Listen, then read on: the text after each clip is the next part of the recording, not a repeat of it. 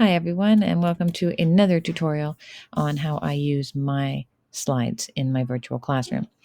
So I find often the kids need a little break. They're starting to get a little bit squirrely and they need a movement. So this is one of my big movement activities. I also have some of them when I'm going over like shapes or colors and things like that. When I'm doing the properties of things that I will do in a group to kind of reinforce that information that I've been working on them with. Um, uh, but often done in a way that it's, we're in the middle of doing an art activity or we're in the middle of a science and they just need to get up and move. I will use one of these. So this is my find five. So it's super simple. We put on the slides, click on one, it'll say five, signed five. As soon as I share my screen, I will say, okay, you're going to be looking for five things. And they have to be things that are actually meant to do this. Sometimes they'll come back with something that can roll, say, and it'll be like a pillow. And that is not technically something that can roll.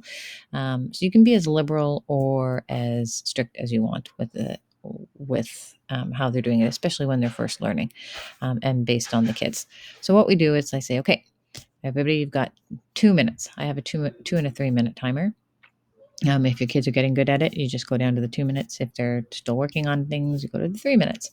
And I'll say, okay, you have 3 minutes to find things you can roll, or 2 minutes. Let's go 2. And then I will click the timer. And it will play. And then they will be able to hear this at home because I'm screen sharing with them.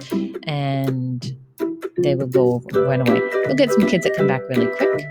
And then you just say, okay, wait, or you can say, go find five more, right? A lot of it is how enthusiastic you are about it.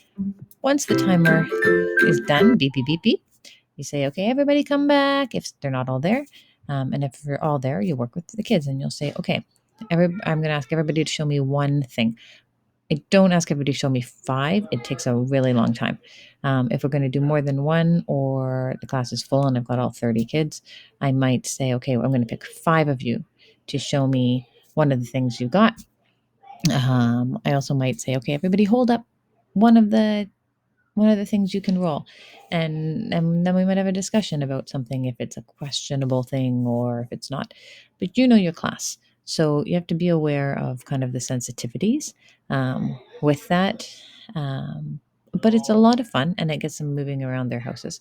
I do let families know that this is an activity and they're going to be doing it um, at random times during the year, so that they're very used to their kids just suddenly jumping up and running around the house grabbing things.